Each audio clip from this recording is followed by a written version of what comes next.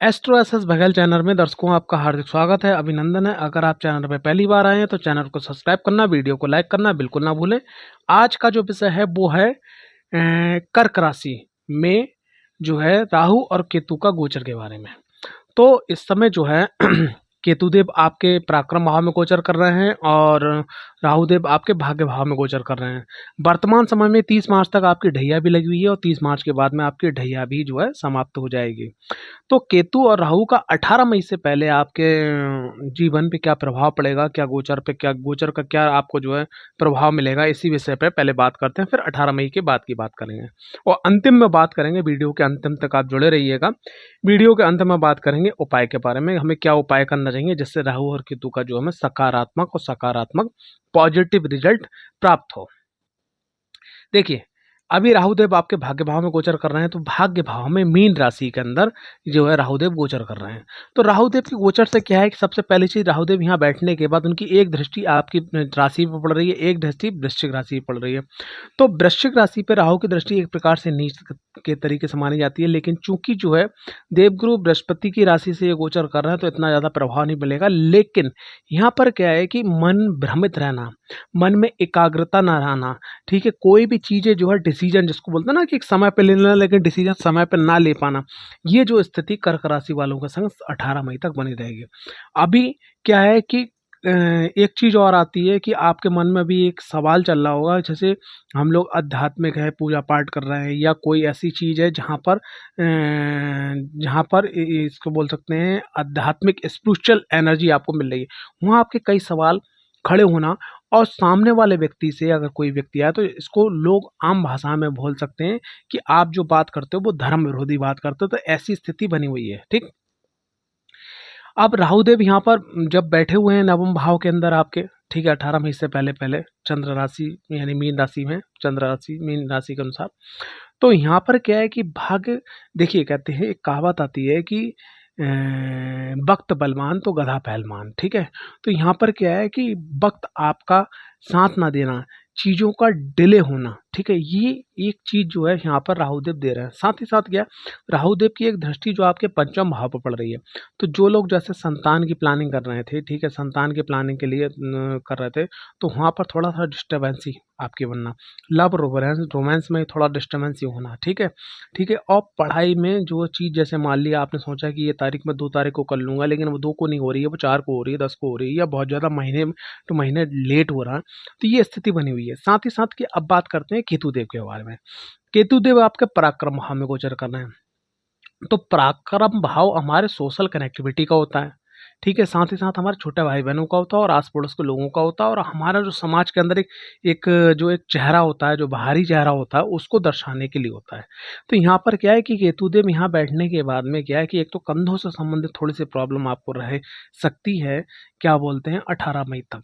तो यहाँ पर छोटे भाई बहनों से थोड़ा चिड़चिड़ापन का स्वभाव या उनका सहयोग ना मिलना, पड़ोसियों का चिड़चिड़ाहट ज़्यादा होना, ठीक है, और आप जो जैसे खास करके उन लोगों को यहाँ पर प्रॉब्लम बहुत ज़्यादा फेसिंग करनी पड़ रही होगी कि जो लोग सोशल कनेक्टिविटी में मतलब क्या है कि एक जैसे मान लिया कोई इंस्टाग्राम, फेसबुक या यूट्यूब या अन्य और कोई ऑनलाइन प्लेटफॉर्म है, वहाँ पे वर्क करना है, तो आपको जो है एक रिजल्ट मिलना चाहिए, जो एकदम बड़ा रिजल्ट मिलना चाहिए, लेकिन वो आपको नहीं मिल रहा है। ठीक है, और साथ ही साथ क्या है कि जो लोग सोशल कनेक्टिविटी जैसे राजनीति से जुड़े हुए हैं या ऐसे प्रोफेशन से जुड़े हुए हैं जहाँ आपकी गैदरिंग होती है, 10 20 50 लोग इकट्ठे होते हैं, तो वहाँ पर आपको ऐसा महसूस हुआ होगा कि आपका प्रभाव नहीं जमना है, आपको लोग इग्नोर कर रहे हैं या आपकी अच्छी बात को भी लोग जो है मान नहीं रहे हैं। तो ये केतुदेव का प्रभाव यहाँ पर बना हुआ है। साथ ही साथ क्या है, यहाँ पर मैं एक बात और कहना चाहूँगा कि अगर आपके छोटे भाई बहन हैं और उनकी महादशा अगर 6 8 12 के भाव से चल रही है या पराक्रम भाव के भाव से चल रही है, तो वहाँ पर उनके स्वास्थ्य में बहुत ज़्यादा आपको कमी देखने को मिली होगी, और नहीं मिली है तो 18 मई तक मिल सकती है। तो ये स्थिति राहु और केतुदेव की यहाँ पर बनी हुई है। ठीक है, अच्छा एक चीज़ और भी है कि एक तो आग जल रही है, उसमें आपने घी और डाल दिया तो और आग बढ़ गई। तो क्या है कि 30 मार्च तक जो शनिदेव महाराज हैं वो आपके जो अष्टम भाव में गोचर कर रहे हैं, यानी कि इससे जो है आपकी जो ढैया लगी है, तो आपको पहला रिलैक्स तो 30 मार्च के बाद मिल जाएगा। दूसरा रिलैक्स आपको मिलेगा जब देवगुरु बृहस्पति जो है ठीक है। देवगुरु बृहस्पति जो है वो राशि परिवर्तन करेंगे, ठीक है। लेकिन राशि परिवर्तन करने के बाद में जो है देवगुरु बृहस्पति का जो पॉजिटिव अभी जो रिजल्ट थोड़ा मिल रहा था, क्योंकि इनकी एक दृष्टि जो है आपके पंचम भाव पर पड़ रही थी, वहाँ आपकी कमी आ जाएगी। लेकिन उसके बाद में राहु और केतु जो ट्रांजिट करेंगे 18 मई के बाद में, वहाँ पर क्या स्थिति बनेगी उस विषय पे और थोड़ा सा प्रकाश डाल लेते हैं। ठीक, देखिए राहु और केतु, जब केतुदेव ट्रांजिट करेंगे, सबसे पहले केतुदेव की बात कर रहे हैं, तो केतुदेव जब ट्रांजिट करेंगे तो वो आपके द्वितीय भाव में आ जाएंगे, यानी कि बाणी वाले भाव में। तो केतु के संग एक कहावत है, जो आप चाहोगे, जो आप सोचोगे, जिसका टारगेट बनाओगे वो बिखर जाएगा। ये मेरा अध्ययन है, जो मैंने महसूस किया है कई लोगों की कुंडलियों को, लगभग जो है 5-6 हज़ार 7 हज़ार के आसपास, मतलब 6 से प्लस ही मैं लोगों की कुंडली देख चुका हूँ 1000 से। तो जो मेरा अनुभव है वो मैं आपको बता रहा हूँ। द्वितीय भाव में जैसे केतु देव आएंगे, सर्वप्रथम आपके संग क्या होगा कि जो आपके छोटे भाई बहन बहन भाइयों से जो संबंध फीके पड़ रहे थे वो मधुर हो जाएंगे, पहला प्लस पॉइंट।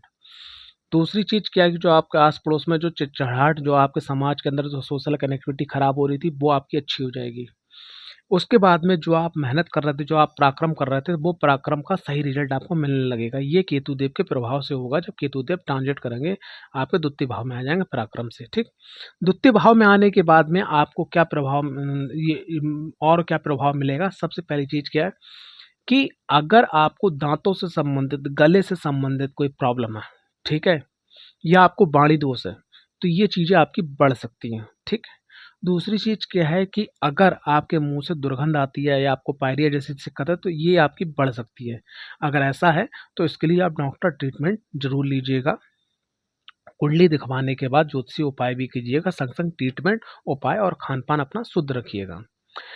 द्वितीय भाव में केतुदेव आएंगे तो द्वितीय भाव को मुख्यतः किससे देखा जाता है? द्वितीय भाव से वैसे बहुत सारी चीज़ देखा जाती है, लेकिन मुख्य बात क्या होती है? मुख्य आपका गला, आपकी वाणी, ठीक है, साथ साथ आपका धन और आपका परिवार यानी कुटुंब। ठीक है, ये 4 चीज़ें मुख्य यहाँ देखी जाती हैं। तो गले और दांत के बारे में मैंने आपको बता दिया। अब वाणी के बारे में भी मैंने आपको बता दिया। अब धन की बात करें तो द्वितीय भाव धन, ठीक, तो धन के पीछे जैसे ही आप दौड़ोगे तो वो चीज़ें आपसे डिले होंगी। तो यहाँ पर आपको क्या करना है, आपको अपनी जो एक वैल्यू होती है वो बढ़ाना है। ठीक है, जैसे एक लेबर की वैल्यू 500, 1000, 2000 दे, ठीक है, लेकिन एक कारीगर की वैल्यू 2 ढाई 3000 4000 तक, ठीक है, और एक मिस्त्री की वैल्यू और, एक ठेकेदार की वैल्यू और, ठीक है, और एक कॉन्ट्रैक्टर की वैल्यू और। तो आपको सबसे पहली चीज, जो भी आप अपना कार्य कर रहे हो, आप जॉब कर रहे हो, कारोबार कर रहे हो, बिजनेस कर रहे हो, किसी भी क्षेत्र में, तो आपको अपनी स्किल को बढ़ाना है, इस बात को ध्यान रखिएगा। और दूसरी चीज क्या है कि केतु देव को प्रसन्न करने के लिए क्या उपाय करना होगा वो मैं आपको आगे बताऊंगा। अच्छा, अब आ जाती बात खास करके जैसे नाना हो गए। नाना तो हालांकि हमारे मतलब परिवार के नहीं है, वो हमारी माँ के परिवार के माने जाते हैं। नाना हो गए, नानी हो गई, दादा हो गए, दादी हो गए, और खास करके अपने परिवार यानी पिताजी, ददियाल के परिवार के जो बड़े बुजुर्ग हैं उनसे उनका आशीर्वाद लेना। ठीक है, उनसे अच्छी बातचीत करना। अगर अच्छी बातचीत नहीं करोगे तो यहाँ दिक्कत परेशानी आपको खड़ी होगी, खास करके वाणी और धन से संबंधित और कारोबार से संबंधित। ये रहेगा केतुदेव का प्रभाव।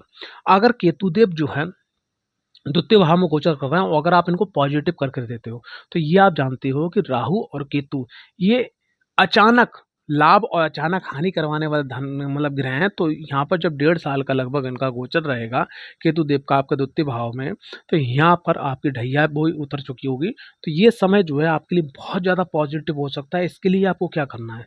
इसके लिए सिर्फ एक ही बात आपको ध्यान रखना है कि आप अपना काम करते चले जाओ, खान-पान अपना बिल्कुल शुद्ध रखो, और केतु देव से प्रसन्न होने के उपाय जो हैं वो आपको बता दूँ, वो आप करते चले जाओ। तो केतु आपको अचानक धन लाभ, अचानक प्रमोशन, ठीक है, समाज में मान-सम्मान, यश, कीर्ति, जो चीज़ें आपने कई वर्षों सोच रखी हैं, वो भी आपको देने के लिए तैयार हैं, यानी ये प्लस पॉइंट है। आगे बात करते हैं राहुदेव की। तो देखो राहुदेव जो हैं वो आपके अष्टम भाव में गोचर करेंगे। तो अष्टम भाव के राहुदेव जो बहुत ज़्यादा अच्छे नहीं माने जाते हैं, ठीक? लेकिन आप यहाँ पर एक बात का विशेष ध्यान रखिएगा कि अष्टम भाव में राहु आने के बाद में आपका जो चंद्र लगन बनना है, यानी 4 नंबर से, यानी 4 नंबर यानी कि कर्क राशि। तो कर्क राशि आपको हर हालत में अपनी कुंडली का जो लगन चार्ट है वहाँ पर जो चंद्रदेव बैठे हुए हैं उनको आपको बहुत ज़्यादा मजबूत रखना है। अगर आप मजबूत नहीं रखोगे तो अष्टम भाव जो है वो गूढ़ रहस्यों का अंधेरे का भाव माना जाता है, और ऑलरेडी जो है कि अंधेरे के अंदर जो है क्या बोलते हैं राहुदेव जाके बैठे हैं। तो ये जो चीज़ें हैं ये बहुत सारी गुप्त चीज़ें, यहाँ पर ये हो सकता है गुप्त शत्रु पैदा हो सकते हैं। अचानक आपका जो है आयु से संबंधित कोई दिक्कत परेशानी, बीमारी से संबंधित कोई दिक्कत परेशानी, या परिवार में किसी का जो बड़े बुजुर्ग हैं उनके संबंध आयु आयु दोष निकल के आ सकता है। तो ये नेगेटिव पॉइंट है। लेकिन पॉजिटिव पॉइंट क्या है कि अगर आपका लगन मजबूत रहेगा और अष्टम भाव में जो राहु देव हैं तो जब आएंगे तो यहाँ पर क्या है, सबसे पहली चीज जो अभी तक आपके भाग्य में रुकावट आ रही थी, ठीक है, वो रुक जाएगी, वो मतलब खत्म हो जाएगी। दूसरी चीज क्या है कि जो आपके मनोभाव में धर्म विरोधी बातें निकल रही हैं वो खत्म हो जाएंगी। तीसरी चीज आपका मन भ्रमित हो रहा था वो भी दिक्कतें समाप्त हो जाएंगी। चौथी चीज क्या है कि आपका जो है कहने का तात्पर्य जैसे विद्या से, ठीक है, संतान से संबंधित कोई दिक्कत परेशानी आ रही थी, या इष्ट आराध्यों के फल को पूरी कृपा नहीं मिल पा रही थी, वो सब चीजें जो है आपकी पॉजिटिव हो जाएंगी। यहाँ पर कोई दिक्कत परेशानी नहीं रहेगी। बस आपको गुप्त शत्रुओं से थोड़ा सतर्क रहिएगा। और अष्टम भाव के राहुदेव, अष्टम भाव के राहुदेव अगर आप उनके अनुसार उनके उपाय कर लेते हो, लगन चार्ट के अनुसार अपनी जो भी आपकी जन्म पत्ती दिखवा लेते हो, राहु को अगर पॉजिटिव कर लेते हो, अष्टम घर के जो राहु हैं वो अचानक धन लाभ, ठीक है, अचानक समृद्धि, ठीक है, सुखद जीवन, ठीक है, वो सब चीज़ें आपको दिलवा सकते हैं जिसके लिए आपने कभी सोचा नहीं होगा। अष्टम भाव में राहुदेव, अष्टम भाव में राहुदेव बैठे हुए उनकी एक दृष्टि पड़ रही है, वो आपके 12वें भाव पर पड़ रही है, ठीक है ना। तो जो 12वें भाव पे जो दृष्टि पड़ रही है, ठीक है, अष्टम भाव में बैठने के बाद में तो विदेश या बाहर से जुड़े हुआ व्यापार या बाहर से आपको धन लाभ करवा सकते हैं। और उसके बाद में एक दृष्टि पड़ रही है केतु देव पे, तो धन भाव की स्थिति को भी मजबूत कर सकते हैं। और फिर एक दृष्टि आपकी जो पड़ रही है वो आपके चतुर्थ भाव पर पड़ रही है, ठीक है। और चतुर्थ भाव में जो राशि आ रही है वो आपकी आ रही है तुला राशि, और तुला राशि पे राहु की दृष्टि अच्छी बात है। यहाँ पर सुख समृद्धि धन धान भी बढ़ा सकते हैं। तो यहाँ पर क्या है, कुल मिला के अगर आप राहु देव का पूरा पूरा पॉजिटिव रिजल्ट लेना चाहते हैं तो, और केतु देव का पूरा रिजल्ट लेना चाहते हैं तो कुंडली विश्लेषण और उसका अध्ययन करवाना अति आवश्यक है। अब चलते हैं अंतिम टॉपिक पे, उपाय के रूप में। देखिए, केतु देव को प्रसन्न करने के लिए और राहु देव को प्रसन्न करने के लिए सिर्फ मात्र आप 2 उपाय करते चले जाइएगा और यहाँ आप देखेंगे कि बहुत आपको सुखद परिणाम प्राप्त होंगे। सबसे पहली चीज क्या है कि डेली सूर्य अस्त होने के बाद, यानी कि सनसेट के बाद में, सूर्य अस्त होने के बाद में जो गली के स्ट्रीट डॉग होते हैं ना, गली के जो कुत्ते होते हैं उनके लिए कुछ ना कुछ खाने को डालना है। कोशिश करिएगा कि मीठा ना डालें, क्योंकि मीठों से कुत्तों को एलर्जी हो जाती है, खुजली हो जाती है, तो इस बात का ध्यान रखिएगा। दूसरा काम आपको क्या करना है, सूर्यास्त होने के बाद में अगर आप स्त्री हैं तो सीधे हाथ से, अगर पुरुष है तो उल्टे हाथ से आपको आटा और चीनी मिलाकर ओम राघवे नमः, जय श्री गणेश बोल के ओम राघवे नमः आप जो कहीं पे भी घास पे या कहीं पे भी आप डालना एक जगह स्टार्ट कर दीजिए जहाँ पर चींटी चींटी उसको खाने लगे। अगर ये 2 उपाय आप करते हैं तो राहु देव के और केतु देव के आपको पॉजिटिव रिजल्ट प्राप्त होते हैं। साथ ही साथ आपकी राशि कर्क है, कर्क राशि के अनुसार भगवान शिव की आराधना करना स्टार्ट कर दीजिएगा। शिवरात्रि का बहुत शुभ मुहूर्त आ रहा है, इस दिन से अगर आप इतने अभी तक कर नहीं कर रहे हैं तो उस दिन से करना स्टार्ट कर दीजिएगा। आपको बहुत बहुत बहुत अच्छे सुंदर रिजल्ट प्राप्त होंगे। जय माता दी। हर हर महादेव।